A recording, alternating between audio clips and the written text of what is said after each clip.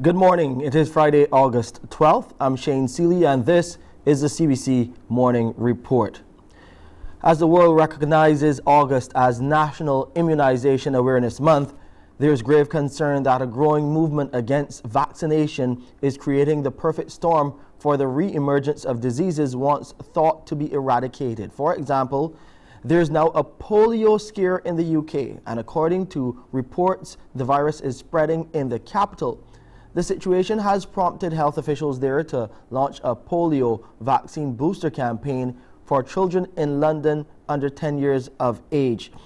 There has also been reports of one confirmed case in New York, and there is a belief there are even more cases in the Big Apple. So what do New York and London have in common? Well, a direct travel gateway to Barbados. To shed some more light on this situation, live on the Morning Report is the president of the Barbados Association of Medical Practitioners, Dr. Linda Williams. Dr. Williams, great to have you on. Well, it appears that, good morning, with this anti-vaxxer movement in full swing, more people are saying no to routine vaccines. What is your take on the situation? Well, if we look at what routine vaccines have done, it's one of the most significant developments in the last 200 years in science is vaccination. And from the time that Mr. Jenner discovered that giving people small doses of cowpox would protect them against getting smallpox, that's how the vaccination movement began. And Dr. Jenner's discovery led to a raft of other discoveries, leading to the prevention of what we now call the vaccine preventable illnesses, such as polio, measles, tetanus, diphtheria, whooping cough. And these types of diseases used to eliminate millions of children, especially under the age of 5. And we know that vaccines prevent about 2.5 million deaths in children under the age of 5 per year. But it's not just about death. Things like polio cause severe disabilities and so forth. And so we want to prevent the morbidity, the sickness that comes from these vaccine preventable illnesses. Things like heart disease and brain inflammation, meningitis and so forth were caused by these illnesses. And all of these have been prevented by routine immunization. So immunization has worked well for the world and for Barbados. We have moved on as a country from dealing with many infectious diseases, which used to be our main focus, to dealing with chronic diseases. But now we see the re-emergence of infectious diseases within the society, and we have to be concerned again about vaccines and vaccine preventable illnesses. As a country, we have had excellent vaccine uptake over the years, with our children being required to be vaccinated before school entry. Vaccination not only prevents illness in your child, but it also protects the community as a whole. So when people are vaccinated, we have what we call herd immunity. And the more people who are vaccinated within a society against these types of infectious diseases, the more people will be protected against the illness. So if you have people who have cancer and who have other sicknesses that could make them vulnerable to infection, we protect them by more of us getting vaccinated against these vaccine preventable illnesses. So the anti-vaxxer movement, which was only a recent thing, there was always anti-vaxxers, but the movement that we see now is a recent thing which came about because of a falsehood spread about a link between vaccines and autism. This has been proven many times over in scientific communities that the initial reports were wrong and that those initial reports were falsified.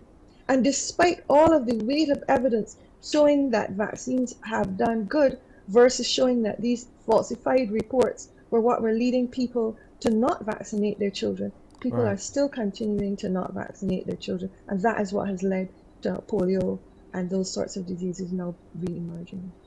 Let's talk about what you are seeing as a medical practitioner here in Barbados. When you have those conversations with parents and others about getting their children vaccinated or even getting vaccinated themselves, has that thought or the need to get vaccinated changed from I'm going to get the vaccination, I know this is what I'm supposed to do, to hold up, I don't think I should get the vaccination because? Yeah, so we really never really had much difficulty with talking to parents about vaccination. The majority, as I said, of Barbadian parents have been very keen over the years to take their children at the routine immunization times and get vaccinated. What we have seen in the past couple of years is a shift, a lack of understanding of what vaccines are, how they work, and that has a lot to do with what happened around COVID-19. And also because of the pandemic and lockdowns, we've had people who have now missed their routine immunizations. And so we are working, and Ministry of Health is working to bring those people back in so that those children can get their routine immunizations. There will always be a subset of parents who have resisted, and for that, there's a very strong protocol in Barbados in terms of how we speak to those parents and how we bring them in and bring their children in, because it's not just, as I said, a risk to their children, it's a risk to their whole community if unvaccinated children go to school. How worried are you about this polio situation, first in the US, and now we're hearing about a string of cases in the UK going all out now in London to vaccinate children under the age of 10? Of course, these two cities are strategically tied to Barbados, direct travel links here. How concerned are you? Barbados is pretty well protected. As I said, the majority of people here would have had their vaccines and their polio vaccines on time. What we need to do now, or what the public health authorities need to do now, is to identify those people, those children who would not have received their routine vaccines, and to do any kind of catch-up campaign that is necessary to make sure that as many are vaccinated as possible. So both from the polyclinic side and also with the private pediatricians and medical practitioners who give children vaccinations, we need to identify those people who would have been lost to follow-up during the pandemic, and also do a catch-up campaign for them. And I understand that this is already planned and that this will be in train. So Barbados should be fairly well protected. We had an outbreak of measles for the same reason in the North America and in the UK some years back. And although we have the same travel routes and the same historical connection to these places, Barbados was fairly well protected then as well. And we also did a catch-up MMR campaign at that time to make sure that we covered people who were pregnant and who were at risk of becoming pregnant. Young women also got catch-up rubella campaigns. So although those things happen, because of our good vaccination rates, we should be okay, but we do need to catch up on those who are still outstanding. Well, that is some good news. Hopefully that campaign gets started soon. Finally, one vaccine that the world is now trying to get their hands on is that for monkeypox. What are you hearing about that, efforts in that regard? Is it necessary, knowing the mode of transmission mainly for how this monkeypox is being spread? I would say we have just like every other country in the world, we would have a subset of people who would not have been vaccinated against smallpox from the 70s. I understand, I had thought it was 1969, but I'm told that the last smallpox vaccines were given in 1979 in Barbados, and that was a booster campaign. But a lot of people who are in their 50s and younger would not have had smallpox vaccine, and so that's the concern, that monkeypox spreads among people who would not have had smallpox vaccine.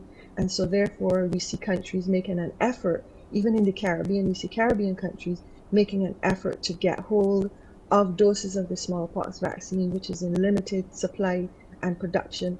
And of course, getting it from the US, where they have the most significant outbreak, would be a challenge. But I think that that is the way to go, because we don't know which direction this is heading. Monkeypox, while it causes few deaths, there's always the possibility of transformation with any virus, and there's always the possibility of the disease being spread more rapidly than we had accounted for increased transmission. So I think it's a good idea to put it on the burner. I don't know where we are as a country in terms of looking to get hold of the modified vaccine. Well, Dr. Williams, always thank you for your expertise. Thank you for spending some time with us, sharing the information relative to National Immunization Awareness Month. Of course, all the best to you, and you stay safe until the next time we chat here on the Morning Report. Thank you, Shane. Have a good day, Barbados. Appreciate your time. Dr. Linda Williams is the president of the Barbados Association of Medical Practitioners, spending some time with us speaking about developments as we recognize as the world recognizes August as National Immunization Awareness Month. We'll take a break here. When we come back, we'll look at some COVID-19 numbers and the threat in the war in Ukraine of a nuclear disaster. Details to these stories and more coming up next.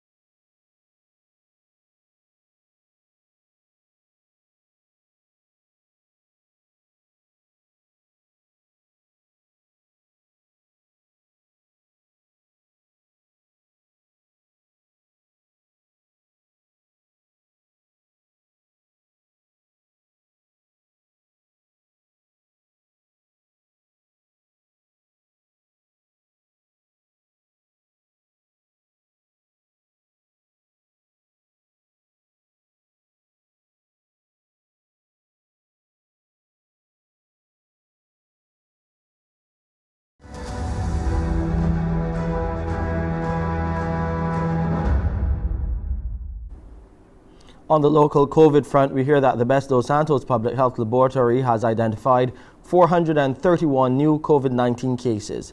There are 181 males and 250 females accounted for in that number from 1,169 tests conducted on August the 10th. The cases include 371 individuals who are 18 years and older.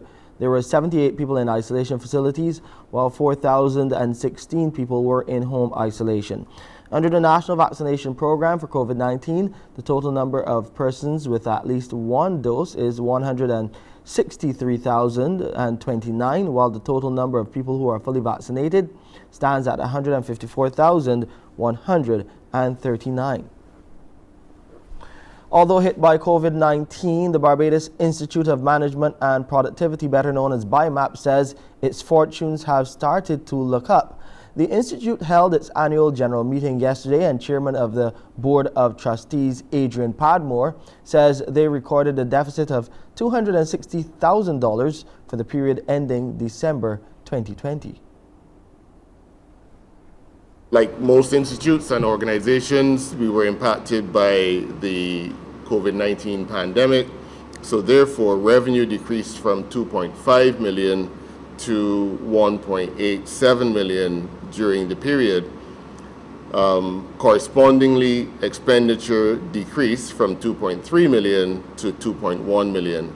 And the Institute really, I think, made a solid effort in reducing its expenditure in light of reduced revenue. Mr. Padmore says, like most other institutions, BIMAP shifted its operations online, and flagging enrollment numbers have started to bounce back.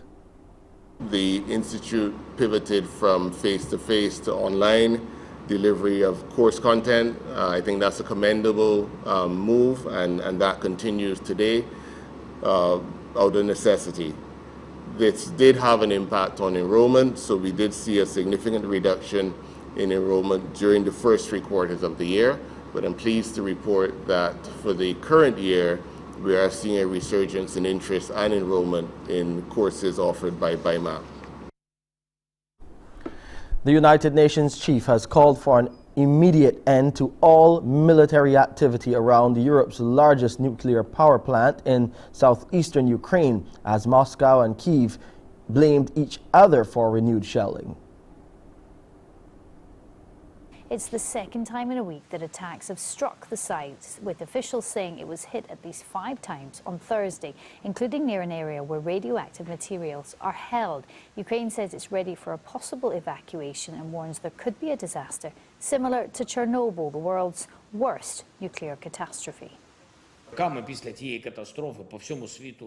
For years, no one ever thought that Europe could be under the threat of a new disaster on a nuclear power station, not because someone breaches the safety protocol, but because a certain country would use the station as a means of terror. This is what Russia is doing now. Russian forces control the facility, which is on the front lines, although it's operated by Ukrainian engineers. It's one of 4 nuclear power plants currently in operation in Ukraine. Well, Ukraine says Russia wants to use the plant to redirect power to Crimea, which Moscow annexed in 2014. The United Nations Security Council has held a meeting over those nuclear fears. The head of the UN's nuclear watchdog said shells have landed near the plant's external electrical power source, and the ramifications could be dire. 6:17 is our time. Let's check in with Pearson now to see what he has for you to take you into the weekend on the Friday edition of Morning Barbados. Pearson, what are you looking at today? Good morning, Shane. Good morning, everyone. Coming up at 6:30 this morning on Morning Barbados, today is International Youth Day with a call for youth advocacy. We'll talk to you a little bit about those plans and how youth are being called on to really activate against what we'll share with you indeed. It's also now the time when transitioning to secondary school takes place. The results are back, and that transition is not just for the child, it's also for the parent. In Winners Circle will join us this morning to share with us a series of webinars that they'll be having to aid you in that transition to secondary school. And in our Bajan Afar segment today, we'll meet a Barbadian chef who is a part of Ghetto Gastro. What is that about? And how is he using food to tell the story of his culture? We'll have that and a whole lot more straight ahead at 6:30 when you join me for Morning Barbados. It's back to you, Shane. Thank you so much, Pearson. Well, when we come back from the break, the credit union movement, well, they're launching a new platform to allow members to transfer money. You'll find out how it works for you right here on the Morning Report.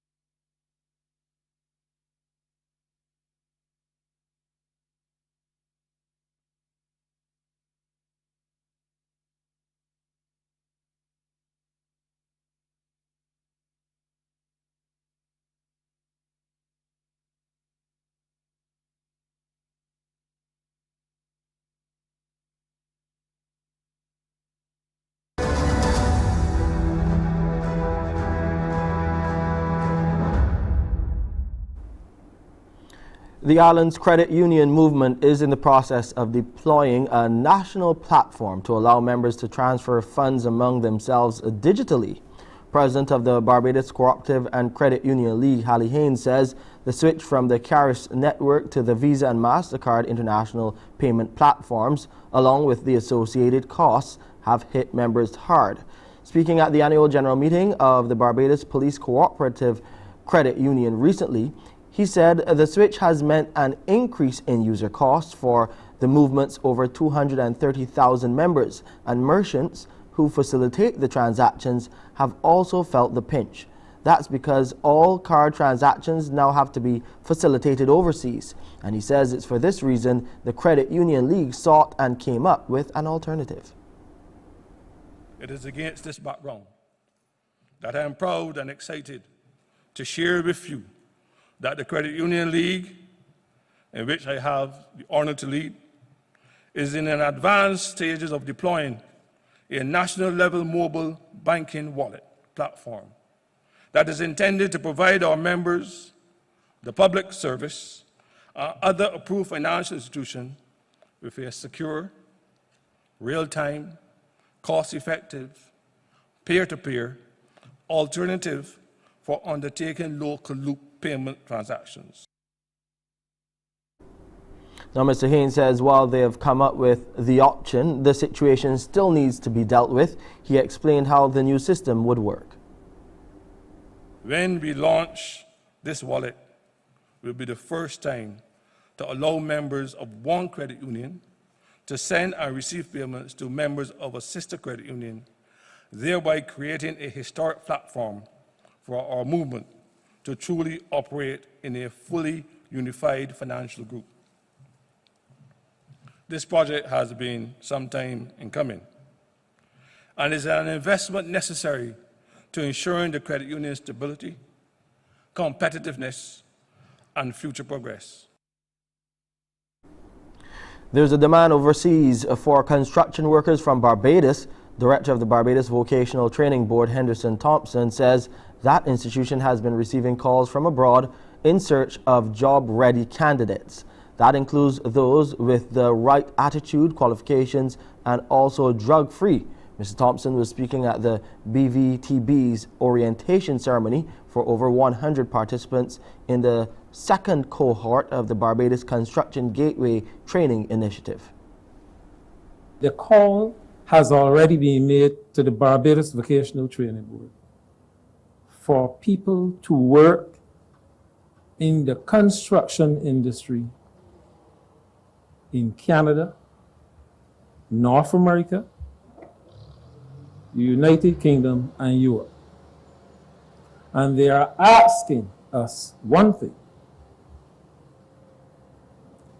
skilled, competent people, certified people with the right attitude, and that is a skill now. Let's go to Jamaica now, where the attorney for Police Constable Noel Maitland, who has been arrested in relation to missing social media influencer Donna Lee Donaldson, has concerns about the legal process. He says there is too much misinformation. Social media had it that the matter was set for today. All our checks suggest that nobody could tell us, including the investigating officer, when the matter would be set for, when the matter would be put before the court. We have been asking from last week when it is that the matter is becoming before the court, and nobody could tell us, right? Which suggests that I don't know if anybody is in charge. So we came to court just in case the matter was in fact here and social media was right and nobody else knew, but social media knew. Constable Maitland is scheduled to make his first court appearance tomorrow. This was disclosed in the Kingston and St. Andrew Parish Court this morning. He was charged on August 2 following an investigation by the Major Investigation Division, MID. Ms. Donaldson was reported missing on July 13, 2 days after she went to visit Constable Maitland at his St. Andrew apartment. The police believe she was murdered between 4 p.m. and 8 p.m. on July 12. Her body has not been found. However, investigators say they have forensic evidence to show that Ms. Maitland was killed in the apartment and her body later dumped. Thousands of Brazilians held rallies yesterday in defense of the nation's democratic institutions.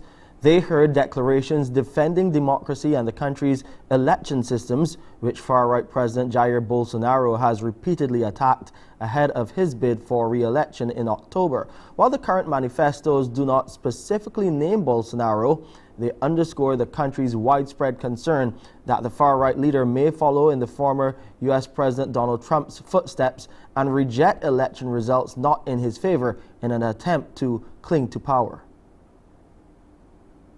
Well, we are here in Rio de Janeiro, in PUC, which is the Catholic University. This is just one event mirroring the main event in the city of São Paulo. There are 20 events all over Brazil.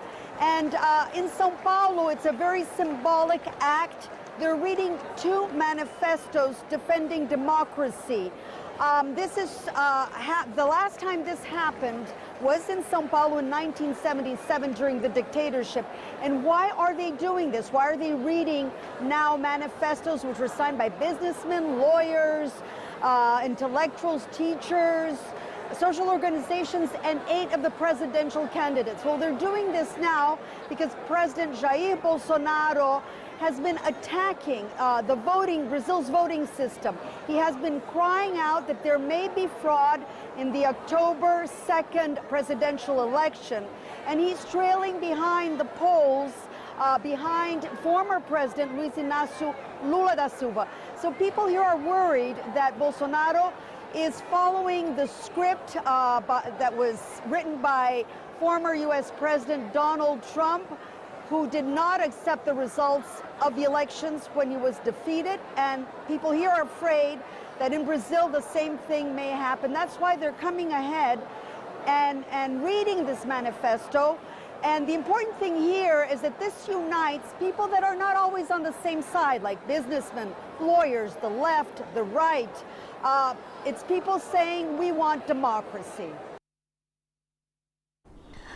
Let's get some sports in here now. And Barbadian Amber Joseph has sprinted her way to a gold medal in the women's scratch race at the Pan American Elite Track Cycling Championship being held in Lima, Peru. The 22-year-old got the jump on the field at the bell, leaving American Colleen Gulick in second place and Canadian Sarah Van Dam in third. We have the closing stages of the event with Joseph in the yellow and blue cycling suit. Atención, aquí va a sonar la campana, la voz de bronce que indica que es la última vuelta y vamos a conocer quién será la dueña de la medalla de oro en el Scratch de Lima 2022. Al frente está Amber Joseph, será nuevamente Amber con todo, Amber al frente, Amber Joseph, Barbados. Amber Joseph, wow, the gold medal, Amber Joseph, Barbados.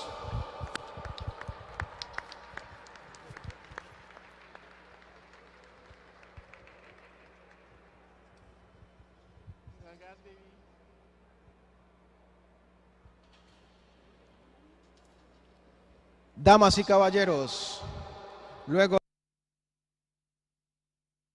Congrats to Amber on that huge achievement. Another Barbadian, Jomel Eastman, he finished fourth in the men's elimination race. Let's look at weather now. The temperature on the outside is 26 degrees Celsius. It's partly cloudy. We had some overnight showers. They continued into this morning. Those roads are wet. Please be careful. It's feeling like 31 degrees on the outside, and the relative humidity is right up to 90%, so that means there's a lot of precipitation in the atmosphere. The barometric pressure is 1030 millibars, and the winds are coming out of the east-northeast at 19 kilometers per hour. We'll get a low tide this morning at 10 after 10. There will be a high tide in the afternoon at 19 minutes to 5. The seas are smooth to moderate in open water. Swells are between 1 and 1.5 meters and increasing. Today in Barbados, we'll have a mix of sunshine and clouds with a few brief scattered light showers. And tonight it will be mostly cloudy with clear breaks and intermittent scattered light to moderate showers and a very slight chance of isolated thunderstorm activity. And here's a quick look at the international weather forecast.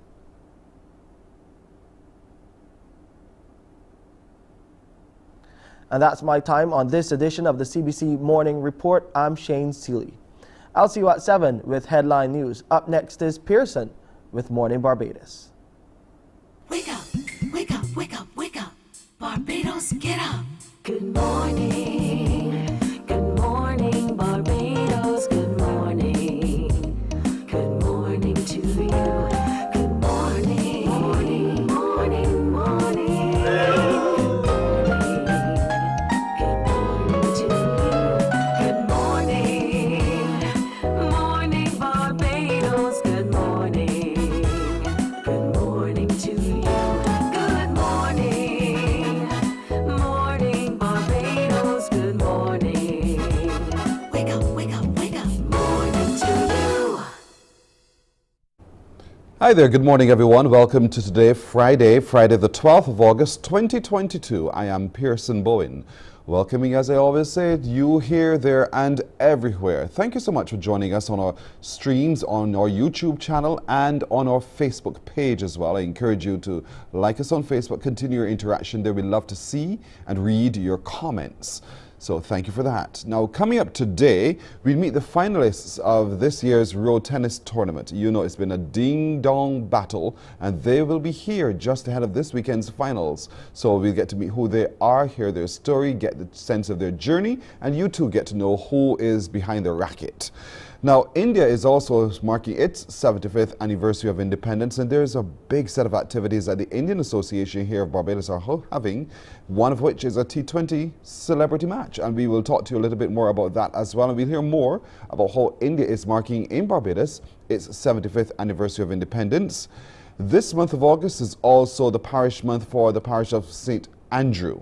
And so we want to know more about how they're celebrating among themselves and perhaps how we who live outside of St. Andrew can be a part of those celebrations as well. So stand by to hear more about that. There's a Bajan Afar who is a chef, who's a part of Ghetto Gastro, an organization that continues to love food, but to tell the story of culture through food. And so when he joins us, we want to hear his story too through that particular journey. Time to transition. The secondary schools are going to be open in September to receive new students, and some of you parents are a little bit anxious, students too. So we want to allay a lot of those anxieties, and so the In Winners Circle will be on again this year with a series of webinars, and we'll talk to you a little bit about what to expect in those webinars and how you can be a part of those webinars. But today, let's get started with marking the fact that today is International Youth Day. There's a call for youth advocacy, and the youth advocate in Pierre Cook joins us now to talk a little bit more about that. Pierre, good morning to you. Pierre Cook, there you are. Yes, I can hear you now, and I see you too. Good morning. Welcome to today. Today's International Youth Day. Talk to me a little bit about what that means, International Youth Day. Well, basically, it's the day that we take to celebrate all that young people have been doing in Barbados and around the world. We definitely know that young people more and more are stepping up to the plate to do some of the things that are required. We see the actions in climate change, in health, in youth advocacy. And so today is the day that the world decided that we will stop and recognize young people for the stellar work that they've been doing. And so today is the day that there's going to be a lot of youth activism too on social media. What's the plan for today? Well, specifically in relation to health policies, we are excited as part of the Barbados Childhood Obesity Prevention Coalition for the intended rollout of the school nutrition policy program. That's one of the things we're looking forward to, but also there will be a series of discussions, including a conversation with the United Nations on the mental health of our young people, which is another important area that we want to address. So both aspects of health, physical and mental, will be addressed today. And I know the last time you and I met, we were talking about front of package warning labels. Thank you so much. And you know, what I have noticed is subsequent to that discussion and subsequent to that move, while we didn't see necessarily the pyramid, the triangle, I am already beginning to see indication of information at the front of the packages. So one of my favorite beverages, for instance, has gone to either no sugar or reduced sugar, and you're actually seeing the breakdown. That's again part of the activism of which you speak. Yes, very much so. And that move came from concerted effort by youth advocates And so we are happy that government is working with us to make sure that we implement these policies so that our young people and people in general can be protected. And we know that Barbados in particular has one of the highest rates of NCDs in the world, the Caribbean region, in fact. And so we're asking governments again to work with us and implement policies not only in the supermarket, but specifically within schools so that our children, the most vulnerable, can be protected from an early stage so that they won't develop those NCDs later on in life. It's a cultural shift that we're asking for because, you know, we have been cultured into consuming lots of sweet things. So how real is this? How quickly do you think we can realize the change that you're looking for? So this is why we're beginning to work within the schools. And it's not only putting that policy within the schools, but working with those persons around the schools. So the Heart and Stroke Foundation has been committed to working with parents, vendors, teachers to sensitize them on these healthier alternatives. We did a series of vendor training to ensure that the vendors, both within and outside of the school, understand how these foods could affect the children and what possible alternatives they can get into. Some of the difficult areas that we want to touch are the families, because a parent may have a stance about what they want their children to eat, but then you go by granny or grandfather or auntie, and then she decides she wants to give you, you know, something a little sweeter. Yes. But we want that to be balanced with exercise, and we want persons to understand at the beginning to take things in moderation. But once we get that message of health out there, we believe we can begin to fight the culture of, you know, eating a lot of sweet things, fatty foods, salty foods, and in the end, reduce the rates of NCDs in Barbados. We're changing the taste buds of our children, Yes. indeed. We hope to. Yeah, we hope to. Now, part of the activism today is, as I said, online. So what are you doing online and at what times? What's happening? Okay, so we will have an online session around midday on Instagram Live with some of our youth advocates so that you can hear conversations about the school nutrition policy. Today around 10, there's going to be an online discussion with United Nations about mental health affecting persons in the region, and you can stream that from their Facebook page or their YouTube page. And then later on in the day, the Barbados Youth Development Council will be having a conversation as well. So there's a series of things happening by different youth organizations. So you can check social media, you can check your print media, but you will also see young people being represented in various ways. That is what we're happy about. What I'm also happy about is more than just party, more than just fete. Because oftentimes when we want to mark a day, you know, have a party, have a fete, have something with DJs and music, and we figure we've done our deed. But you're saying no. Young people also have a voice and a platform that they can advocate on behalf of something positive. And so I'm glad that you're able now to use this day today to be able to advance the need for us to really critically look at our nutrition, but also our mental health. How important is that, do you think, the mental health of our young people in particular going forward? I think that it's an area that we often underlook. And I think as much as the food issue is cultural, the mental health issue is as well cultural. We have a taboo towards addressing mental illness.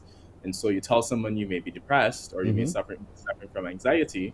And in our traditional sense, you say, you know, what do you have to worry about? You know, go say a prayer. But we want parents, we want guardians to take a bit more serious approach to the mental health of young people. Over the COVID-19 pandemic, we saw in a very serious way that young persons were most affected by the lockdown in terms of their mental health. And more we want to advocate for better access to mental health care services. I don't know if you know, but therapy in Barbados is expensive. And so we want to see more government institutions and government organizations stepping forward and providing that type of mental care and support. As youth advocates, we will do our job in sensitizing persons on mental illness and what mental health care can look like, but we also need to see government leading the way by implementing programs and support systems so that young people and people in general could have access to the necessary mental health care that they need. As much as COVID-19 was a pandemic, there's an impending mental health crisis, or pandemic rather, because of the lockdown and because of the different things that we've went through in the last 2 years. So we need to get ahead of that wave and make sure that our young people are protected. Indeed. I see here that you're having this evening, 5 to 6 o'clock, a very special panel discussion.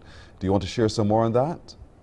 Yeah, so again, we'll continue the conversation on the school nutrition policy, and during that session, you'll be able to see what the rollout is like. We anticipate that we'll get the announcement today about the implementation of the National School Nutrition Policy from the Ministry of Education, but your report will have that conversation around 5 to 6, where we'll have Javon Rock, Janash Tencel, and Khadija Bakiria to be able to present and share some more about what we expect as youth advocates and what we're thankful for in terms of our partnership with the Ministry of Education for the school nutrition policy.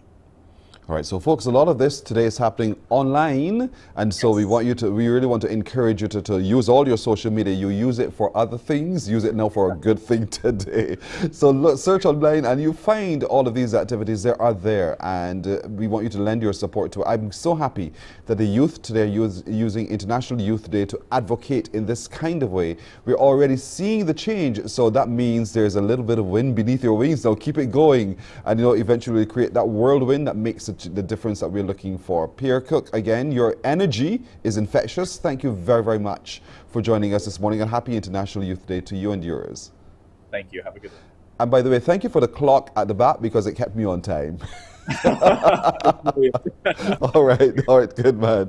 Pierre Cook, a youth advocate today, youth advocate at International Youth Day. Remember, they're advocating for nutrition and mental health. We encourage you to go onto social media today, find out what's happening, see what's happening, engage with what's happening as well, because young people need our adult support, but we also need to give them the space to create the world that they're looking to create as well. We're going to take a break here. We're coming back in just a moment. Morning, morning, morning. Good morning. Good morning to you.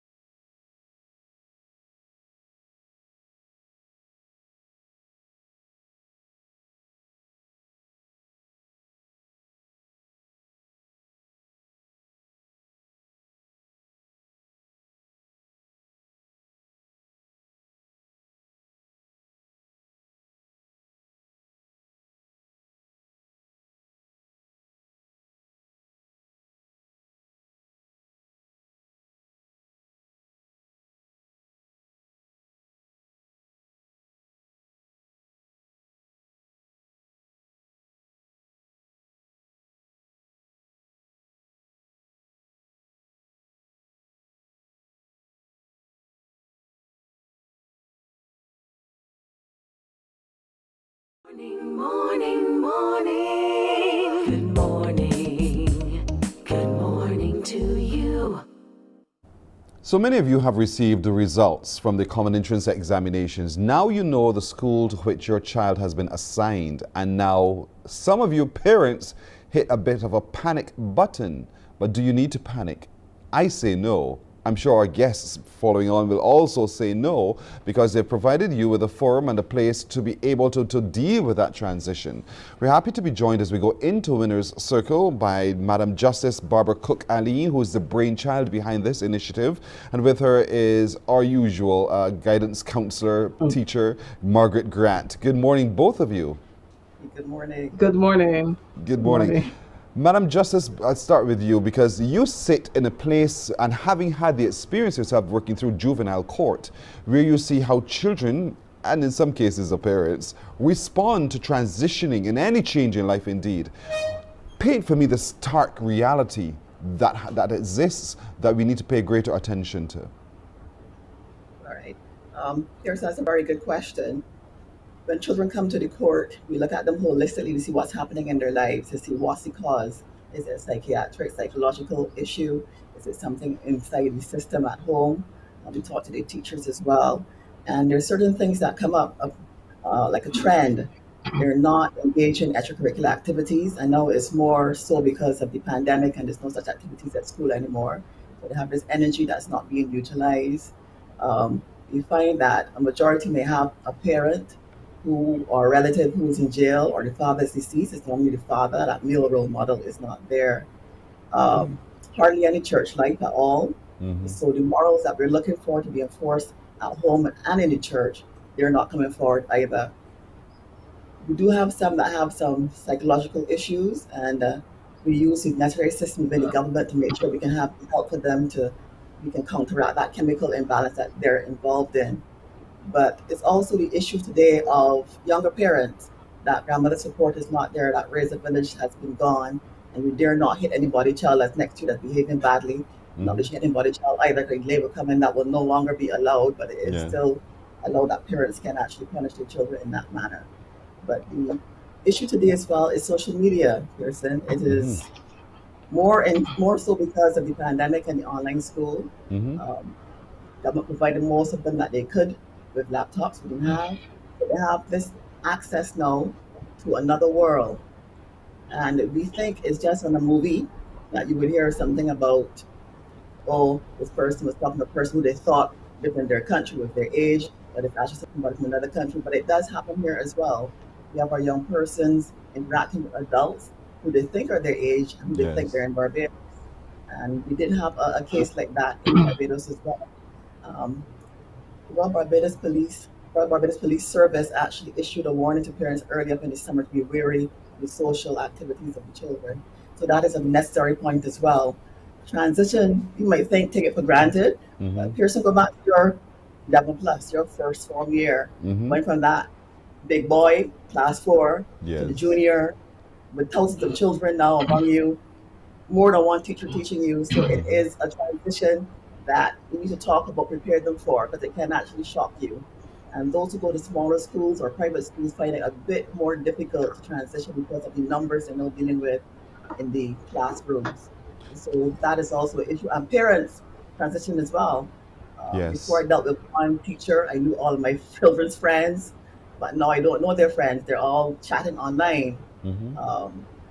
So it's a different world that we're living in. So it's necessary to help them transition as much as we can.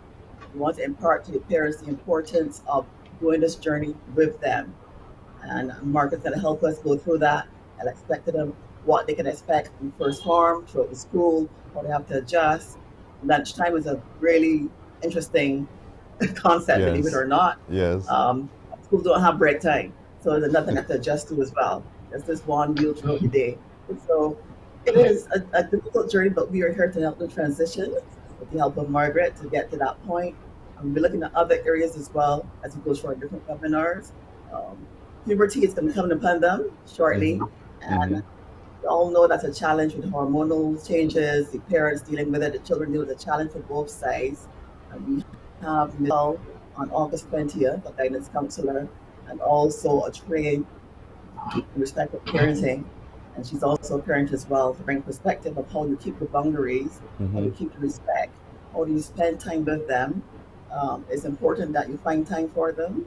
You just take it for granted that they know that we're in the house with them and they're on their game, but that's not the same thing. In the initial period of the pandemic made parents start playing board games again, and that kind of started to bond back again. But then there's always the competition with social media that they prefer on. But it's necessary to have that as well. And of course, we're looking at cyber as well with Stephen Williams, an expert in that area.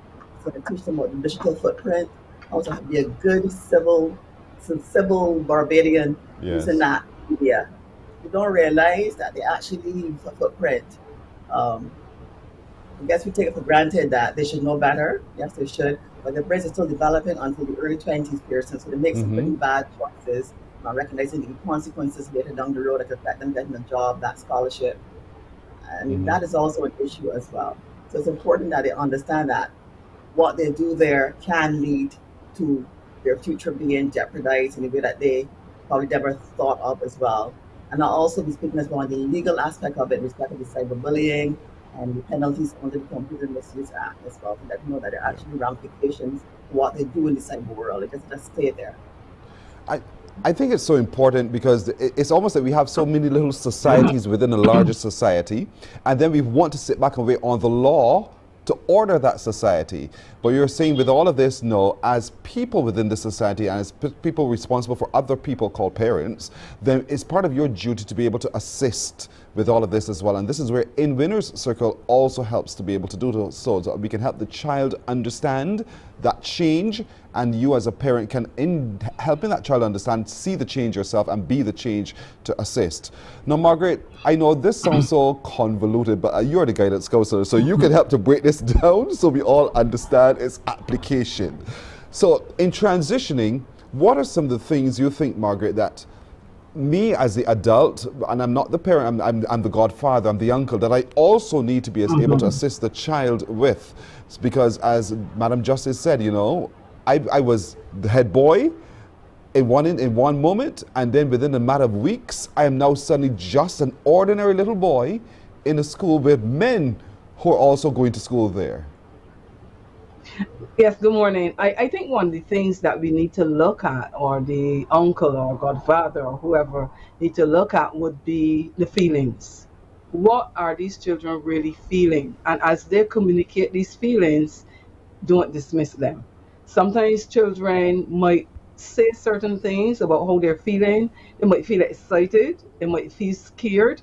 They might feel, you know, like very insignificant. And they might feel nervous, anxious. And we should not dismiss those feelings as, you know, look, suck it up and move on. We must be able to understand, why are you feeling like this? Get to the bottom of it and have a discussion. And this is where the communication skills come into play. Because as you talk to the children about what they're feeling, they're then able to ventilate those feelings and verbalize, and at the same time own them. It is said that if you can own them, you can tame them. So once they can own those feelings, name the feelings, then we're able then to be able to navigate better. Now, sometimes you might have a situation where a child might be, the whole thing about separating from primary school, a school that they were so accustomed to, excuse me, a school that they were so accustomed to, a school that they have great bonds with, and suddenly, almost appearing that they are going on to a new frontier. What we must recognize is that as they separate, sometimes best friends are separated, sometimes twins are separated, and that separation period has to be dealt with as well. And then it's not only saying goodbye to the primary school, but it's like hello and embracing the secondary school. So again, conversation should go on. What do you know about the secondary school? And what do you need to know? So things like the motto, the school song, where the school is, even taking that child on the bus and taking them so they can see, they can feel the length of the journey, they can see the landmarks along the way. This might sound simple, but it is helping to break the newness and the strangeness of the new environment. Taking them as they go to collect their textbooks, that is another time then they can actually go, if it's possible, to even see some of the new students that will be coming in. Again, that helps to break down the strangeness and the newness of the environment. So, fortunately, we've had orientation. We have those things called orientation now, so they get the familiarity there. But we can, in logic, I see it. But at the end of the day, this parent is going to say, "But okay, fine, I must have a conversation, but how do I say what I have to say? How do I begin to listen so I hear my child's fare?" Those kinds of things you're going to be tackling in one of these seminars coming up. Let's walk through for just a minute. On Saturday, this coming, as a matter of fact, tomorrow, is it?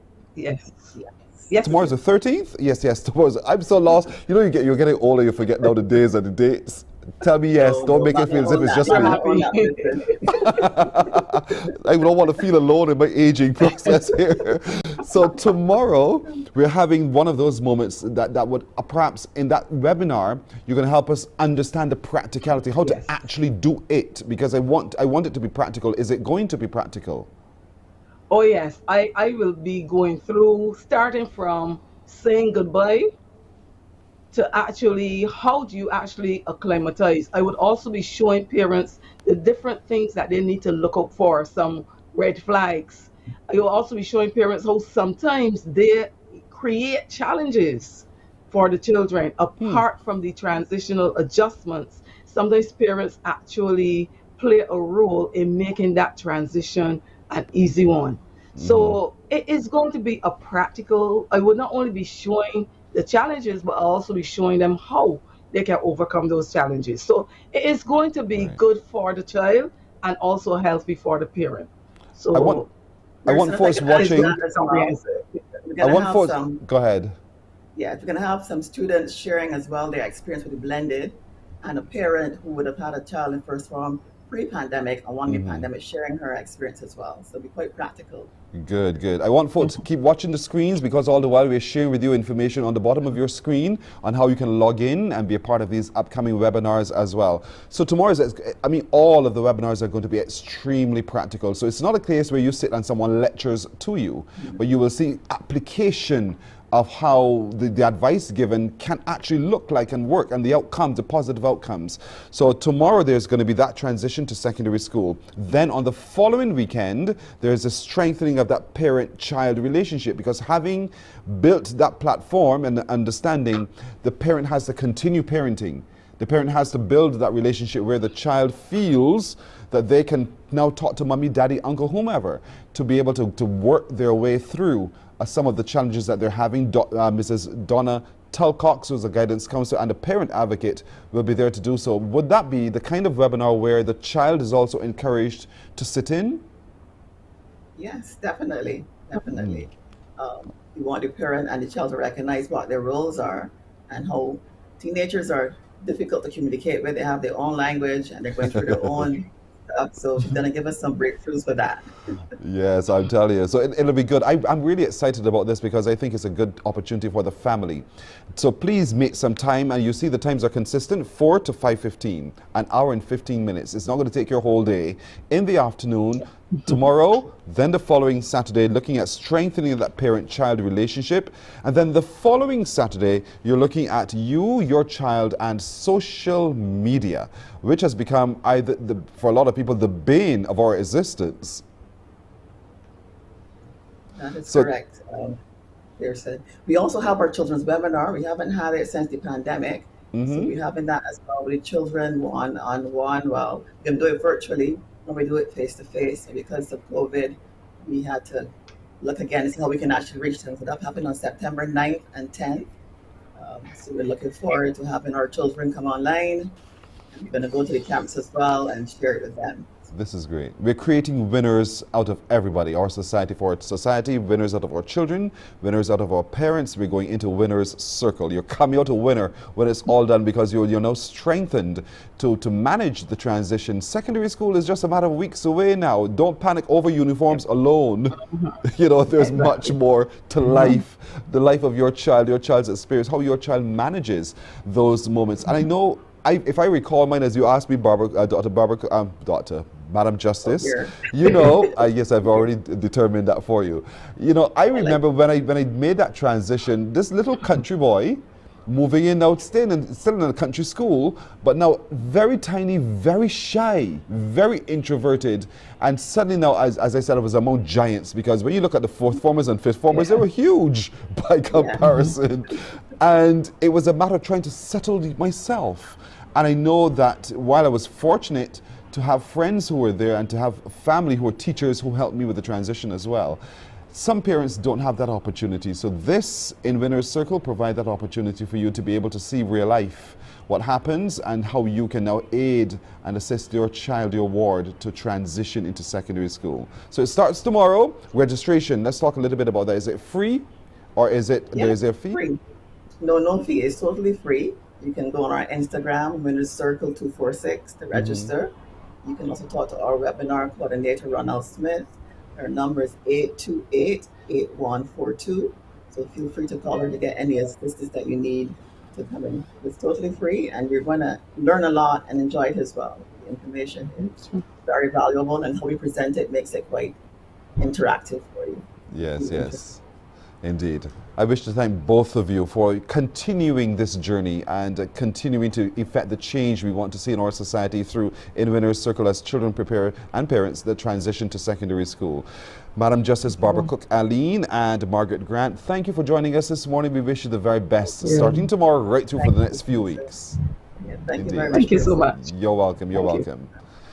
We're going to take a break here on Morning Barbados. We're coming back in a moment. Morning, morning, morning. Good morning. Good morning to you.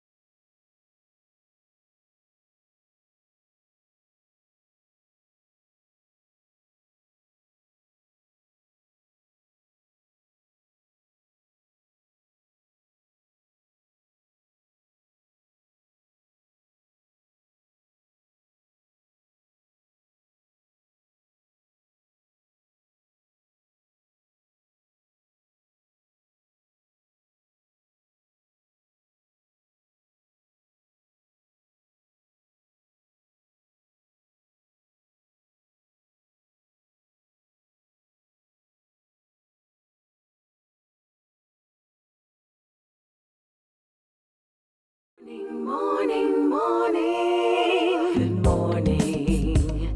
Good morning to you. Time for your headline news this Friday morning. The Alliance Credit Union movement is in the process of deploying a national platform to allow its members to transfer funds among themselves digitally. President of the Barbados Cooperative and Credit Union League, Hallie Haynes, says the switch from the CARIFS network to the Visa and MasterCard international payment platform, along with the associated costs, have hit members hard. Speaking at the annual general meeting of the Barbados Police Cooperative Credit Union recently, he said the switch has meant an increase in user costs for the movement's over 230,000 members, and merchants who facilitate the transactions have also felt the pinch. That's because all card transactions now have to be facilitated overseas, and he says it's for this reason the Credit Union League sought and came up with an alternative. It is against this background that I am proud and excited to share with you that the Credit Union League, in which I have the honor to lead, is in an advanced stages of deploying a national level mobile banking wallet platform that is intended to provide our members, the public service, and other approved financial institutions with a secure, real-time, cost-effective, peer-to-peer alternative for undertaking local loop payment transactions.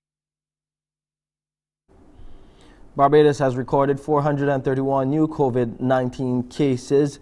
There are 181 males and 250 females accounted for in that number, with 1,169 tests conducted by the Best dos Santos Public Health Lab on August the 10th. The cases include 371 individuals who are 18 years and older. There were 78 people in isolation facilities, while 4,016 people were in home isolation. Although hit by the COVID-19 pandemic, the Barbados Institute of Management and Productivity, BIMAP, says its fortunes have started to look up. The institute held its annual general meeting yesterday, and Chairman of the Board of Trustees, Adrian Padmore, said they recorded a deficit of $260,000 for the period ending December 2020. Like most institutes and organizations, we were impacted by the COVID-19 pandemic. So therefore, revenue decreased from 2.5 million to 1.87 million during the period. Correspondingly, expenditure decreased from 2.3 million to 2.1 million. And the Institute really, I think, made a solid effort in reducing its expenditure in light of reduced revenue.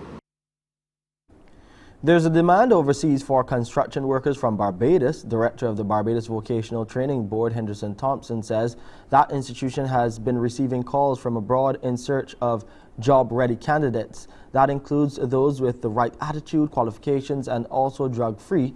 Ms. Thompson was speaking at the BVTB's orientation ceremony for over 100 participants in the second cohort of the Barbados Construction Gateway Training Initiative. The call has already been made to the Barbados Vocational Training Board for people to work in the construction industry in Canada, North America, the United Kingdom, and Europe. And they are asking us one thing: skilled, competent people, certified people with the right aptitude, and that is a skill now. And we wrap up our headline news with some sports as Barbadian Amber Joseph, a golden girl now, sprinting her way to a gold medal in the women's scratch race at the Pan American Elite Track Cycling Championship in Lima, Peru. The 22-year-old got the jump on the field at the bell, leaving American Colleen Gulick in second place and Canadian Sarah Van Dam in third. Let's look at the closing stages of the race with Joseph in the yellow and blue cycling suit. Atención, aquí va a sonar la campana, la voz de bronce que indica que es la última vuelta y vamos a conocer quién será la dueña de la medalla de oro en el Scratch de Lima 2022. Al frente está Amber Joseph, será nuevamente Amber con todo, Amber al frente, Amber Joseph, Barbados. Amber Joseph, wow, the gold medal, Amber Joseph, Barbados.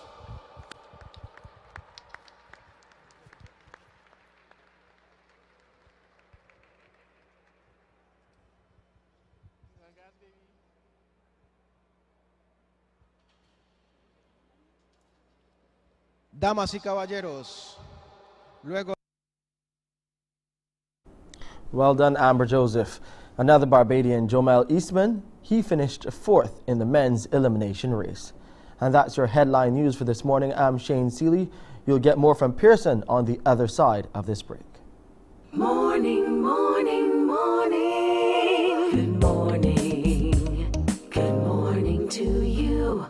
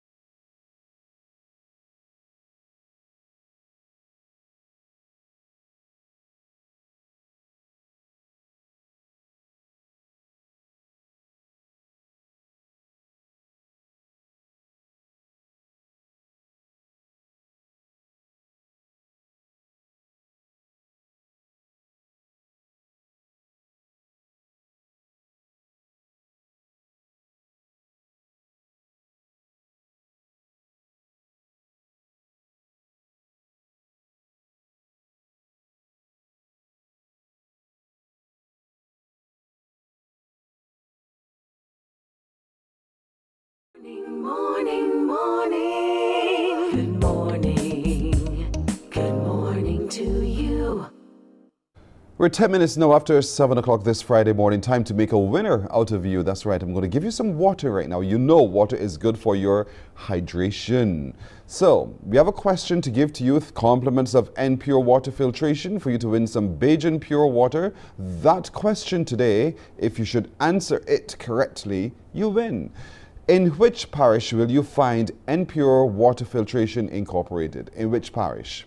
Call me now on 228-5562 or 228-5563. In which parish will you find N-Pure Water Filtration Incorporated? 228-5562 or 228-5563. This is easy. Good morning. Hello. Hello. Good morning. Hi. How do you do? I'm fine, thank you. And how are you? I'm doing very well. Thank you for asking. What's your first name and what parish are you watching from? Marion is my first name, and I'm watching from St. Lucie. Marion from St. Lucie? Yes, please. So exactly where in St. Lucie are you from, Marion? Allendale, St. Lucie. Ah, you're just down the road. Do you know Hope Road? Yes, I know Hope Road. Yes. Marion, you don't know Hope Road. You took too long. Yes, I know Hope Road. How do you get to Hope Road from Allendale? You drive to the St. Lucie Parish Church, and you turn up by the first corner by the St. Lucie Parish Church. That is on your right, and go straight up. Listen, you're confusing somebody here. When you come to the roundabout at St. Lucy's Parish Church, you're going to continue on to on your right. Good. The first one goes to Alexandria. Then the next right turn, as if you're heading towards the primary school, the St. Lucie Primary School. No, you make that right turn right there, right? Right. Am I correct? Yes. And you follow the road all the way up. Just follow the road. Right. Don't make any more turns. Even if turns are presented, you make no more turns. Keep driving straight ahead. And you're heading to Hope Road. You're heading to River Bay.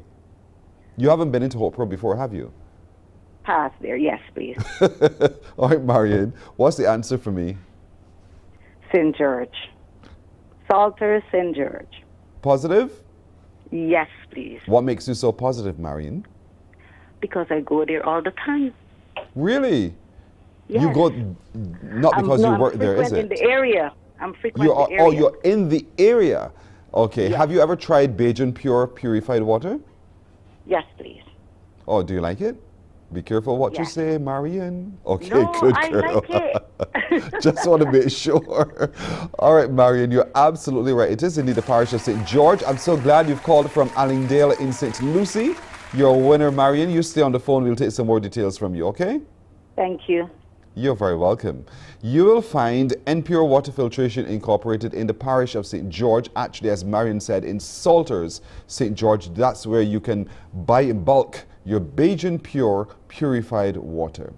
All right, we'll take a break right here. When we come back, we're meeting a Bajan afar.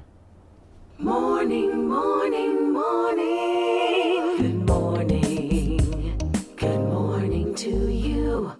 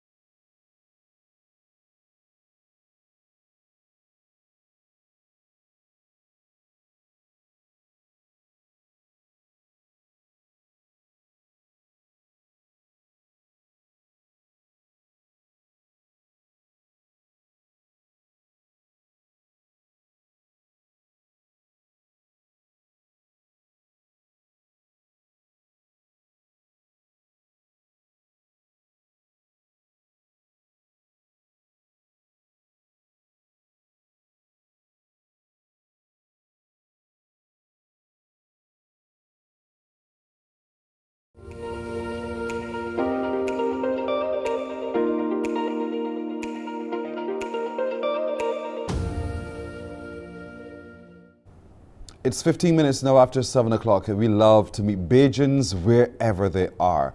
The next Bajan who we'd like to introduce you to is a gentleman by the name of Pierre Soro. He's a chef. He's actually known as Chef P. He's one of the co-founders of Ghetto Gastro. And I know you're thinking, what? Pierre, good morning to you.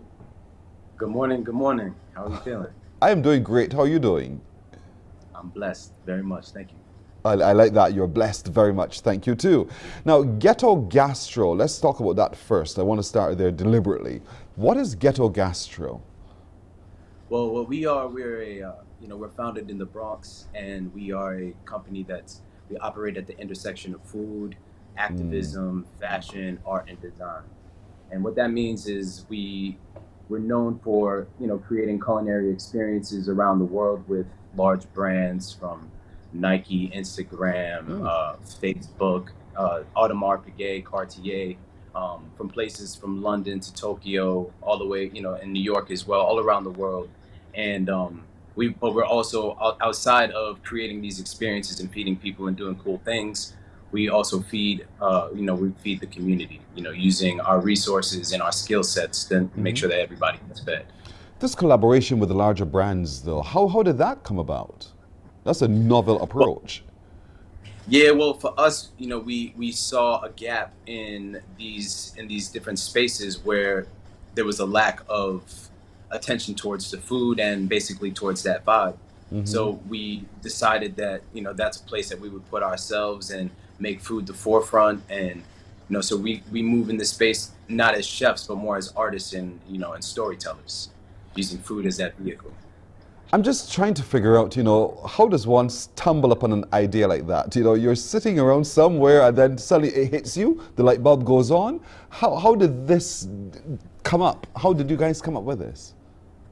Well, my two business partners, John and Lester, they are born and bred in the Bronx, and they grew up together, and they grew up in the same neighborhood. And my partner Lester, he won Chopped, the Food Network, Food Network Challenge on Chopped. So he's a Chopped champ, Lester Walker, and the two of them started the idea, thinking about how we could, just kind of create space for ourselves in these spaces that were lacking. And when I moved back up to New York from Barbados, I was down here for a period, doing some work up at Lime Grove at the spot called Relish. I came up, we were all like-minded individuals, and we saw that, our community needed feeding, through the food and also through the mind. So we just decided to build this overarching idea that is just about using food as, a tool to create more economic empowerment in our community. So that we put all of this into context, and someone is asking, but how is he a Bajan? So talk to me, what makes you Bajan? Well, my father, my grandfather, and, I was born in the U.S., but I was raised between here and the United States. So everybody calls me the Bajan Yank, and I take pride in that. So everywhere I go around the world, when people ask me where I'm from, I tell them Barbados. Wow, why do you do that? Because Barbados is such a special place in my heart. Like I said, I was raised between here and the U.S., so I had a lot of learnings here. I have a large group of my friends and family are all down here, and this is a place that I choose to call home. I'm raising a family myself, and there's really no place in the world like this. So I say it proudly. That is fantastic. And now you are here because you are part of a collaboration with Slow Food Barbados. You've been working really, really hard. What I also liked about the fact that with what Ghetto Gastro does, is that you said you use food to tell stories, because you're also infusing some ancestral ingredients. So what kinds of ancestral ingredients have you infused into your food that creates that story? Well, for us, it's about using, we call ourselves the mouth of the global South. So we use ingredients that derive from places like the Caribbean, South and Central America, Africa, Southeast Asia. Ingredients like cassava, amaranth, sorghum, cane sugar, cocoa, cocoa butter. Yes. Different things that we are able to weave into the ingredients of our products, so that our people are a little bit more familiar with with the produce and stuff that our ancestors were eating. So we mix a little bit of the indigenous and ancestral ingredients with a little bit of the modern science and technology to bring these flavors to life. There's a science to how we season. You know how we season. We don't season the way Americans season. We chop up all of our greens and we have them and we soak it and we get it ready to stuff into our meats. Have you ever done Lime that? and salt. You got that right. Yeah, To lime and salt. Yes. Do you do that as well? Of course, you have to lime and salt. You have to season. You have to season it up real good, let it marinate, and then and cook it proper. That's right. That's right. And I can well imagine the conversation because the taste buds of an American or a European, for instance, they're so different from our taste bud. So when they taste your food that has been marinated in the way you've marinated it, what do they say? What do they ask? Well, they don't really say much because they're too busy chewing usually. But if, for the most part, we people are very inquisitive about just how to layer the flavors, and we refer to ourselves. We have an acronym that we call WOLF, WOLF, in which we refer to ourselves as we only layer flavor. So it's really about taking these techniques that were taught to us through ancestral word that's been spoken down and kind of like woven into the tapestry and the fabric of what the food is in this nation. And, we just reiterate that through food and, just through merging different techniques as well. So learning how to lime and salt and how to season your food, but then, maybe learning how to smoke it, sous vide it, dehydrate it, and maybe add, a little bit of razzle dazzle in different ways. How do you see what you do in the Bronx transitioning to Barbados? Well, I see a very seamless transition, hopefully, because when I left here in 2009, or 2011, excuse me, my goal was always to go out to the world, learn things, and then be able to bring those resources back down here. So I see that translating because we would like to just spread the message about basically about our gospel that we're preaching up in the Bronx and around the world about, each one teach one, community builds immunity, and, we have to take care of each other first. So by us being able to pile our resources and combine with like minds, I think that there's a lot of room for us to help feed more people in Barbados, whether it's people who don't have access to local healthy foods on a consistent basis, and or just being a resource for people who want to elevate their game in the food and or arts world. I keep wondering all the time, do you like eating? Or do you get so tired of cooking that you don't want to eat anymore? Nah, I eat all the time. I call it research and development. That's good. That's very good. Because if I were to cook, I'm not eating right away. I can't eat it. I really can't eat it. I'd rather cook and have someone else eat than myself. So I just always wondered, but having been around food so much, after a while you think, I don't want this. I really don't want this. Have you ever had that moment? Happens to me all the time. Like I'll sit down and I'll make a very nice meal for everybody else, and then I'll just be thinking in the back of my head, man, I could really go for some maps down there and eat all right? No, don't mind with all the other things. I'm good for some maps, or go down Baxter's Road and get some chicken next, some barbecue chicken. Yes, exactly it. So you're here at the moment, as I said, you're doing some work with Slow Food. How is that working out for you? Well, it's working out very well. So the team at Slow Food is doing excellent work, and I'm glad that we're talking about this because since 2020 they've developed a program in which they've been working on getting food out to the community in need, and they reached out. We were actually connected through a mutual friend of ours, Matthew Springer, who brought this whole thing together, and we were able to just join forces. A bunch of us came through. And just showed up and showed out for the community. We put out, I think we put out 100 soups on the day that were then brought out by delivery drivers. That were brought out by delivery drivers to the parishes of St. Andrew and St. Joseph. And there's room for more growth in this space because we need drivers to help get food out to more parishes. I know that a couple parishes have actually dropped off just because there's not access to drivers. So for anybody who actually has time on their hands, which I know a lot of people do, the community is in need. Everybody, everybody can help each other. And I think that's just a really good way for us to get started. You know, we connected. Slow Food is done. They fed over 50,000 people in Barbados to this point over the past couple of years. And, you know, we're just looking to grow that mission, get more food out to people, and just think about local, equitably sourced, you know, healthy, natural foods that we can get to the community to help everybody thrive. How old are you, if you don't mind me asking, Pierre? I'm 34 years young. Young. Very young, Yes. as a matter of fact. Because I asked that deliberately because here it is, even in your 30s, not even 35 yet, and you're so passionate about what you do, and you're doing so much for your community, for yourself, for your family. It is truly inspiring, and I'm so pleased to meet you this morning, Pierre Cyril, Chef P. Continue doing well what you're doing with your Ghetto Gastro and all of your other work around the world, because I know that you're well traveled as well. And, you know, we really want to salute you today, and it's our pleasure to introduce you to those who don't know you yet, Pierre Cyril, Chef P. Thank you for joining us on Morning Barbados today. Keep doing what you're doing. Thank you. Bless up, manners and Bless up as well. Thank you too, always. Thank you so much indeed. Morning Barbados continues in just a moment.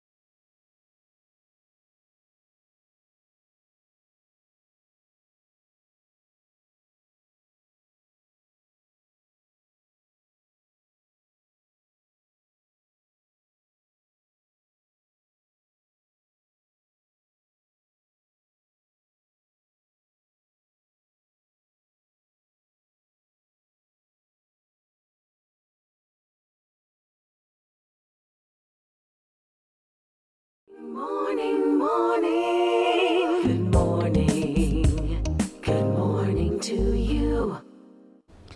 It is without doubt one of the most beautiful parishes on our island. You know, you're lapped by the Atlantic Ocean, and you have your fat porks and all the rest of it. You can just hike till thy kingdom come. St. Andrew is what I speak of right now. And joining us to talk a little bit more about this month, August being St. Andrew's month, is the PRO of the St. Andrew Parish Independence Committee, Janelle King. Janelle, good morning to you. Good morning, Pearson, and how are you? I'm well. How are you doing? I am well, thanks for asking. Listen, you live in one of the most beautiful parishes on this island. You are so lucky. I hope you understand that. Yes, I know, and I am truly blessed. And every day I don't take it for granted. The scenery is just beautiful. Awesome. Awesome indeed. What do you think it is that makes St. Andrew so special? St. Andrew is special because of the scenery. From the time you enter St. Andrew, you just have that tranquility. You just have that greenery. So it gives you that feeling that, wow, that feeling of peace, and you're just taken back by the scenery. So whatever you have going on, just that view just takes it away from you. Yeah, you can either be down on the coast, or you could go up a little bit higher onto Chalky Mount. There are so many elevations to that one parish in itself that it makes it quite a journey. So for those of you watching who have never yet driven into St. Andrew, drive down there today. Yeah, I'm serious. You got the East Coast Road, and we all know the East Coast. We all know the park down there as well. So we know a lot about St. Andrew, and we know the fat pork. that we will get from St. Andrew as well. That also Yes, makes it quite yes. unique. Yes, it does. The fat port is very unique. I don't think that you can find that anywhere else. Um, it's all around the coastline Yes, yes. and it's easy accessible. Mm-hmm. And when you taste it, it has a taste of sweetness. Then it has a different taste, like a sour Yes, salt, but yes. it's very unique. Listen, And then you also have our sea grapes. Yes, how you're reading my mind, all of that in St. Andrew. I'm doing that deliberately because I really want to Okay. upset our viewers internationally who are saying, geez, I wish I could be there. Yes, you got to come home and head over to the parish of St. Andrew, because there are also lots of Barbadians who don't know for themselves that experience, and I would want them to know St. Andrew is not just lost away somewhere over there. It's very accessible, as a matter of fact. It's easy to get to St. Andrew, and when you do, you experience the fat port, the sea grapes, the elevations, and everything as well. And the crabs. Yes, the crabs. Because I know this month you're doing a lot of crabbing going on, right? Yes, we definitely are doing a lot of crabbing. This month we have our activities, which are slated in our parish month, but I really want to focus this morning on our annual crab hunt. That event will take place on August 19th at the entrance of Long Pond, and the starting time is slated for 7 p.m. But we're asking individuals who would like to crab to meet for 6:30, and then we would branch off in teams, and then we will go and actually do the crabbing. Now, the crabbing experience is a fantastic experience, and as you said, Pearson, the St. Andrew terrain is different. You have your highs and you have your lows. So when you actually go to the crabbing, you experience all of that because you experience the beautiful scenery. Don't mind it is night. You have to traverse in nature, on spot nature. Yes. And then you have to climb down, you have to go up. So it's fun. And then you actually have a part where you actually go on the sea, and then you make your back way inland. So the crabbing experience is a hike Yes. for crabbing. Is there So any, you have is there, to go ahead. is there anything, because I'll tell you, I'm afraid of a crab, honestly. So is there anything, if I wanted to try it today, is there any, do I have to dress in a particular way? Is there anything I need to walk with? Yes. So as a matter of fact, we actually went crabbing last night. So I haven't crabbed for a while. So my advice is to dress in hiking gear. So make sure you have your long sleeve shirt, you have a long pants. I wore a tights, but after last night experience, I would wear probably a jeans, old jeans. Yes. Make sure you have your socks and your sneakers. And if you don't want to take that route, you wear boots. Make sure you have a very bright light because it's extremely dark, and you have to be conscious and careful of the terrain because we're crabbing, so you have a lot of crab holes. Yes, So just be careful, stick with the group, listen to the instruction, because there is some danger involved, but it's fun.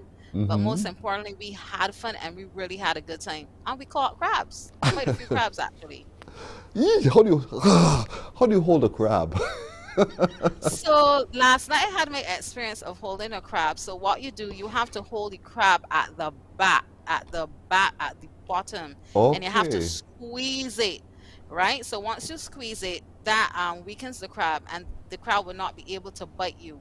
So I use a glove. I'm not using my hands. Let me tell you. So in light of that, I was actually able to hold that crab, and I took a few pictures to put on our Facebook page. I'm holding a crab. Look at the video we're showing here now. Look at this. Look. My goodness me. So you have your foot, well, someone has their foot on it just to immobilize it just a moment. And then, we're on your Facebook page, we look at some of the videos, the experience of crabbing. And if it's one of those experiences that perhaps, like me, if you've never had it before, you got to try it now. Yes. And it's a lot of fun. But crabs, I'm told, are very delicious. Yes, they're extremely delicious. And for this crabbing event, once the team comes back in, we will actually cook the crabs, and we cook the crabs a specific way. We spice up the crab, because as we're Bajans, we're Yes. gonna use our hot peppers, our herbs, we're gonna clean the crabs, and then you're gonna enjoy that delicious crab meat. So we're That gonna sounds. have lots of Look, food, look. lots of drinks. Yes. This looks like so much fun. Lots of drinks, and you're gonna have a great time. It looks like a lot of fun It indeed. is a lot of fun. But it's 2 nights. You're doing it 2 nights. And it's next week, Friday and Saturday?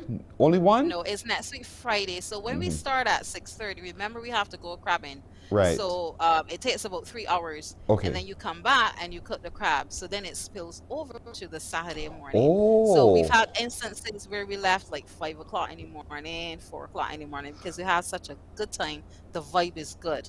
It's a nice little campfire experience. I like it. I love it.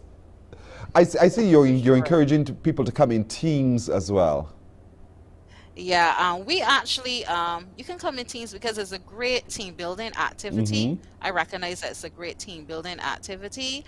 And once you call the numbers that are on the flyers to say you're interested in crabbing, we put you in teams with expert crabbers, so to ensure that when you go out, you catch something, because you don't want to be out in that terrain and don't catch anything. So we want to make sure that you have a enjoyable experience, that you can come again every time we put on our annual crab night. Note, folks, it's annual crab night on the 19th. Annual. Next week, Friday, it starts. Be there for earlier because it's going to kick off around 6:30 or thereabouts. And, food and drinks will be on sale. You can see the information right there on your screen. If you need bring your bag and join the team. If you need more information, contact Janelle King. Janelle King is who we're talking to today at 280-4575. Or you can call Nicole Darlington. She's 285-3234. Grab gear, hike clothing, gloves, flashlight, boots, sneakers, and bring yourself to have a really good old time. It's next week, Friday, indeed. So there's a lot going on, indeed. Now, that's Friday coming. I know you're also doing much more in the month of August. Yes, we are. Or another event that will be actually, today is our Rep Your Color Day. So today is where we encourage the community to wear your parish color. So you wear your shirt. If you have a ribbon, if you have a bag, wear green. Not just green, but forest green to rep our parish color. Right. And so then we have our food hamper drive, which is labeled as Reach One, Save One. So initially we're going to be distributing 25 hampers to the vulnerable people within our community, because we understand that these are very challenging times and you can't look on the outside and think everything is okay. Yes. So we're going to bring some relief to people, and we're going to do in our part, and we're going to give back, because a lot of the proceedings that we're also going to get from Crab Night will also go toward distributing those 25 hampers. Right. So if anybody's watching and they want to donate anything, you can reach out to us and we'll be happy to include whatever product you have into those hampers to reach those vulnerable people within the St. Andrew community. And it's as simple as a phone call to yourself, right? Give us the number again. Yes, our WhatsApp, 280-4575. 280-4575. 280-4575 to reach Janelle King, who's the Public Relations Officer of the St. Andrew Parish Independence Committee. Janelle, this sounds like beer sport coming up there. Honestly, I can't wait. So much fun. I hope that anyone who's in search of a new experience in Barbados, that they can all come down in numbers next week, Friday, and have a good time out there crabbing. Still a little scared, so perhaps this is not my year to do it. But for anyone who's bold enough and brave enough, get all your gears together and let's head on down to St. Andrew. So where's Assembly Point, by the way? Where are you assembling? Right, so we're assembling at the entrance of Long Pond. Right. And once you assemble there, you are broken out into teams, and then you're taken to the different crabbing areas so that you can get crab. And Pearson, I just want to say one thing to you. I was scared last night when I first started, but as we started to crab, I got brave. So those fears that you have will all go away. So in other words, I encourage you to come down. So in other words, if you could do it, I could do it too, right? Yes, So for someone is sure. saying, Trust me. Sandra, Aline Richards on our social media says, whenever you go to St. Andrew, you Yes. always look forward to the fat pork, sea grapes, and cashews. She's quite right. Now you're going to look forward to the crabbing too, Sandra Aline Richards. Thank you so much for your contribution. Janelle King, thank you so much for joining us this morning and exciting us about these activities coming up in St. Andrew, starting next week, Friday, continuing today. Well, starting today, wearing your parish Yes. colors, folks, your forest green shirts. Get out there and proudly represent that you are from St. Andrew and let the whole world know that you are not lost, you are found. Thank you so very much, Janelle. All the best. You are welcome and enjoy your day. Likewise. Thank you so much. Janelle King, the Public Relations Officer of the St. Andrew Parish Independence Committee. Remember, this month, August, is St. Andrew month. We'll take a break here. We're coming back in just a moment. Morning, morning, morning. Good morning. Good morning to you.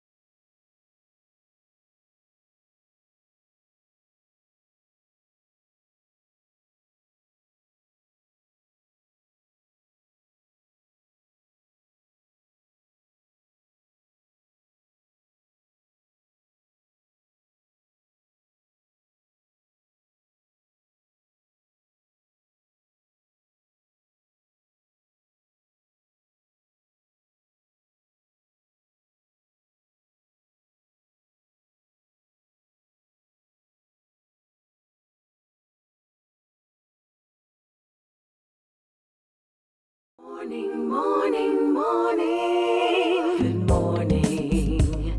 Good morning to you. 18 minutes now to go to the hour of 8 o'clock. As I told you at the very beginning, India is marking its 75th anniversary of independence. And if you're like me, I love Indian food. And perhaps during all of this, you get the chance to experience even more. Let's talk a little bit more about those celebrations as well and what else is planned. We're joined by Padma Nanduri, who is the coordinator of India's 75th anniversary celebrations in Barbados. Nadma, good morning. Panda, good morning to you.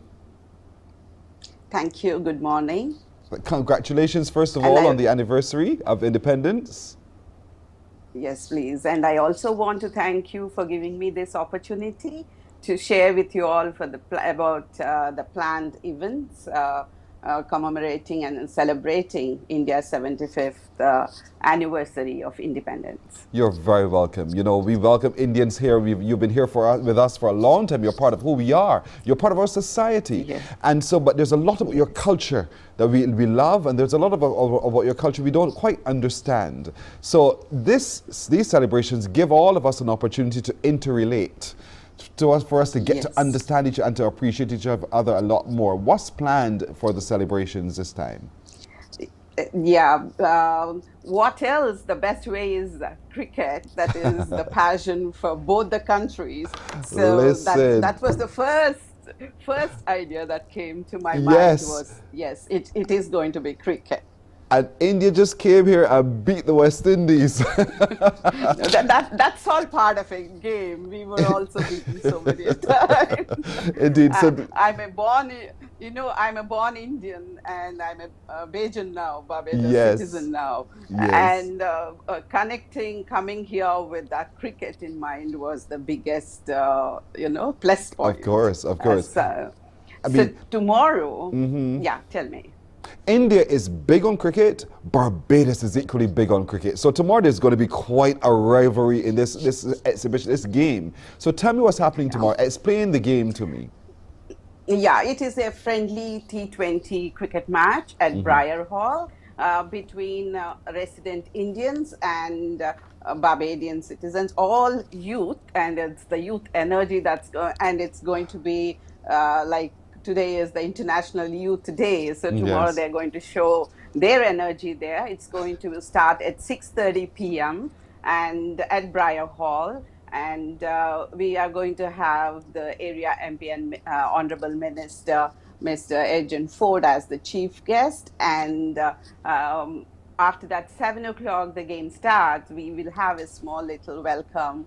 And we are going to have the food and drinks on sale, and you'll all get the Indian food to taste. And that's it. At the end of the day, I think it's going to be 2 hours or 2.5 hours. It's a T20. And end of the time, they're going to give awards, and all of you welcome to come and celebrate and be part of it. Yeah, it's going to be a really nice evening out. Cricket at Briar Hall playing field tomorrow evening. India at 75, Barbados at 55, and Barbados, we're going to beat them. They're celebrating, but we're going to beat them. We really want as many of you as possible. Look at the names. Look at the names, folks, of who are representing each team. You know, Tahir Balbulia is the captain of the Barbados at 55, and we know him for sure. Alric Baxon, we see some very familiar names there. Yes, we wanted it to be a friendly but the competitive match. Yes. So, and entertain everybody. And there are a couple of changes in the team at 75, India team, due to some injury and health issue. Yes. So there are only two different names on the list, but all the others are the same. I'm telling you, some Indian food will be on sale. Folks, if you've never tasted Indian food, you should go tomorrow night. It is really, really delicious. I'm telling you. But the preparation, the way you eat it, it's just the variety. It's going to astound you, the way Indians prepare food. I've tasted it myself, so I know what I'm talking about. So we really want to encourage as many of you as possible to support the cricket, but also enjoy the culture through the food of India. So the food will be on sale tomorrow evening as well. You're also having, on Monday, another event. What's coming up on Monday? Actually, 15th August is the Independence Day of India. So that is for more invited guests that we are having a flag hoisting at 7 a.m. on 15th. And that's going to be at St. Angela's Ursuline Convent. And we are very grateful that they offered us their premises for us to have the event and the celebration. So that's happening on Monday, the 15th at 7 a.m. In the morning, indeed. Boxed breakfast as a takeaway treat as well. And we want to encourage as many to lend your support to all of these activities as India celebrates its 75th anniversary of independence on Monday. Monday, the day itself being Independence Day. And how will you be marking Independence Day, Padma? It's a celebration all over the world, and it's the being independent. We all know, we all share the same feelings about what it is to be going forward. And India brings its glorious history, and it is going forward with a progressive future. And we, as two nations, we share the same type of feelings. And here I feel so proud when our Prime Minister, Mia Motley, also, I'm so passionate to listen to what she does. In the same way, they are the Prime Minister Modi. They are progressive and they want to take their nations forward. And that is where we are looking at. So it's really touches and emotional, and very happy and excited. There's a lot we can learn. 75 years is not, 75 years is not a small number. That's right. And so there's a lot we can learn from each other. India, a world power. Barbados becoming a global titan in itself as well. India celebrating its 75th anniversary of independence on Monday. Barbados marking its 55th anniversary of independence as well. But there's a big cricket match tomorrow, T20, folks. Briar Hall playing field. The match begins at 7. Get there early. Because when you get there early, you secure not just your spot, but you also get a chance to sample and taste some of the beautiful Indian food that's really on sale. Drinks will also be on sale. You get to experience the Indian culture in its entirety as well. So come early and be a part of it. And then on Monday, we're all going to join with India as they mark their 75th anniversary of independence through the flag raising at the Ursuline Convent. Padma, I want to thank you so much. I'm glad that there's this activity on, and I really want to commend you and your team for coordinating all of this. I wish you every success with it, and congratulations again on the anniversary of independence. Thank you so much for giving me this opportunity. Thank you. You're very welcome. You are very welcome. Padma Nanduri, who is the coordinator of the 75th anniversary celebrations here in Barbados of India's independence. We're going to take a break right here. When we come back, we're meeting some of the finalists in this year's road tennis competition. Morning, morning, morning. Good morning. Good morning to you.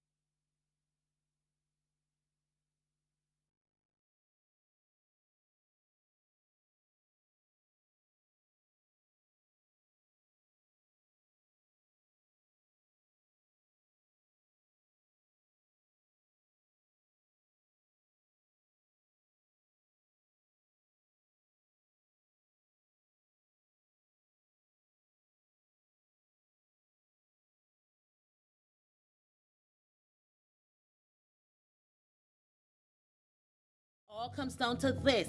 Will it be Kim Holder or Sheldon Waldron fighting for the women's title, while Shaquem Nurse and Mark Venom Griffith battle for national men's road tennis supremacy? $20,000 each is on the line. It goes down on Saturday, August 13th at the Garfield Sobers Gymnasium in Wildy. The finals of the Barbados Road Tennis Open 2022. Third place games start at 6:30 p.m. with a big showdown scheduled for 8 p.m. Admission is $15. You can also catch live coverage of all the games on the Barbados Olympic Association's YouTube channel, with the finals live from 8 p.m. on CBC TV 8. It's the finals of the Barbados Road Tennis Open 2022. Morning, morning, morning. Good morning. Good morning to you. Well, you heard it for yourself. Tomorrow, the finals of the 2022 Road Tennis Tournament. And joining me now is Mark Venom Griffith and Sheldon Warren. They're both finalists. And good morning to each of you. Hey, good morning. Listen, hi, good morning to you. For as long as we've been hearing about local road tennis competitions, we've been hearing both of your names. You guys have been playing and winning and playing well. Congratulations on making it to the final. Sheldon, how does it feel to know you're in the final? It feels really well to know that I'm in the finals once more again. And I'm glad to see that road tennis has actually gone ahead and started a tournament, so that means a lot more tournaments then should follow afterwards. Yes, indeed. But you're playing against Kim Holder, Sister Sheldon. You know, I mean, this is no stranger to you either. So what do you think is going to be your strategy this time so that you wrest the crown away? Go ahead. The same strategies that I would use or I have used before, that is what I will be coming with. I don't think I could reveal them now live on TV, but however, it will be the same strategies. So you're throwing the challenge out to her, right, Kim? Yes, Kim is on the phone, by the way. Kim, is she there on the phone with us now? Hi, good morning. Kim, Sheldon coming for you tomorrow, girl. I go for Sheldon too, so Sheldon knows before. I love it. I love it. But listen, Kim, you have also been in winner's circle for quite some time. Are you looking forward to tomorrow's final, though? Kim? Yes, please. You're looking forward to tomorrow's final. How are you preparing for that final? I just try to get mentally focused for the final, but I know I have to bring my A game. Playing Sheldon, she's a very great player as usual, but we all have respect for both of us. Both of us have respect for one another, so it should be a great game. Sheldon, she fighting for you. You heard that? No, that is not it. It's just, as she said, it's respect to both players. We all have respect for one another. So you didn't fall for my trick? Okay, fair enough. Fair enough. Mark, let's bring you in here now. Mark, you've made it to the final as well. Congratulations. Thank you. Yes, I'm in yet another finals. And you're up against Shakim. Now listen, Mark, this is going to be a ding-dong battle. Are you ready? Yes, I'm one that's born for this, and I'm no stranger to any final or any competitor. Yes. So when you say you're born for this, what do you mean? Yeah, for instance, when you hear Sir Gary Sobers, you know he has a back. You hear Muhammad Ali, he has a back. When you hear road tennis, you know you think of Mark Venom Griffin. I love it. You're talking big. I love it. I just love it indeed. I love it when people talk big like that because you know what? We have to come out to see this big action. Now, when I think of road tennis, I recall my days of playing road tennis literally in the road. You know, when I finished a game, my knees are gone. How do you guys stay fit? Well, for me first, a lot of cycling, run, and recently I've added swimming creation as well. Apart from just simply playing the game. What about you, Charlene? Again, I would do a lot of cardio and then get a lot of time on the court as well to practice other techniques. You know, I'm so glad that both of you have taken your sport of road tennis so seriously because often it was just a fun thing for us, you know. We just had fun. We wanted to see who would win. But now here it is. It's so structured and so beautiful indeed. And what do you think, Charlene, of the decision to want to take this global and to make this perhaps one of those sports at the Olympics? I think it's really nice, especially that will also help to promote Barbados, put it on the spot again once more for those who don't know it. And I think that that would be an experience also to include the women, to get a lot more women being involved with sports. Because since it's a nice sport, a lot of people are playing it, and as you could tell from your childhood days, y'all played for sport, but now it's really a sport. A real competitive sport, indeed. Yes, so here we are. It's going to be you against Kim, Charlene against Kim Holder, and Mark Venom White against Shakim Nurse. Mark, have you sussed out Shakim, and do you think you know all of his weak points and weak areas? Yes, I've done a bit of reviewing of his games. And I've played with him previously before, so I have a good and general idea of what needs to be done on the night. Not to reveal anything here now, but I do have a good idea of what is needed to be done. Jeez, I wish you had revealed a little something because I'm going to look for them tomorrow, indeed. And what about you, Kim? Kim, have you assessed Sheldine enough? Have you assessed Sheldine enough that you know that she's weaker on her backhand, that kind of thing? Pardon? Have you assessed Sheldine enough to know her weak points? Understand Sheldine's game, but I can't reveal anything to you what I don't plan to do. No, nothing like that. All of y'all with secret system in the morning, that's all right, that's okay. It's on tomorrow night at the Wilde Gymnasium, and I want to wish each of you only the very, very best as you do your competition, you know, and let the best person win. So thank you so much for joining us. All the best tomorrow. Okay, thank you. Okay, thank you. All right. Okay, thank you. Shakim, I'm told, has just sneaked in. Shakim, we barely have time. Let's see if we get you in. Shakim, are you looking forward to tomorrow quickly? Can't hear you, Shakim. Don't mute yourself. Unmute. Unmute. We do the muting for me here. Yes, please. There you go. And, I mean, you're a youngster. Mark Venom is coming for you. Yes, please. Do you think you can beat him? Yes, please. I'm going to win. You're going to win? Yeah, I'm going to win. What makes you so certain? Because I put in enough work, I train, so I believe I got the upper hand. But Venom not taking win, and if Venom is a good player, he's number one in Ireland. But again, a win, not a loss. You know, what is Venom's weak point? Tell me. I can't reveal that right now. Jeez, I'll bread everybody with a secret. That's all right. Well, Shaki, because I'm out of time, I want to thank you so much and wish you the very best tomorrow, okay? You're welcome. All right, good man. Shaquem Nurse, who's competing against Mark Venom Griffith, is the Barbados Road Tennis Open. Men and women, Sheldine Warren versus Kim Holder. Mark Venom Griffith versus Shaquem Nurse is at the Wilde Gymnasium beginning at 7 in the evening, live on TV at 8 o'clock. It's $15 you will pay to get inside, so just pay and go inside. It's also going to be live on the YouTube channel of the Barbados Olympic Association and CBC indeed. So we want to encourage as many of you as possible to come see the finale of the Barbados Road Tennis Tournament tomorrow in the Wilde Gymnasium. So that's it for today and the week. I thank you so much for joining us. My producer has been Alicia Asgrant, Technical Director Roel Ford. At Sound has been Michael Sobers, and at Master Control, the lovely Tamisha Green. I'm Pearson Boyne for the crew. To all of you, have yourselves a wonderful weekend. If it be God's will, we'll see you on Monday. Bye-bye. Wake up, wake up, wake up, wake up. Barbados, get up. Good morning.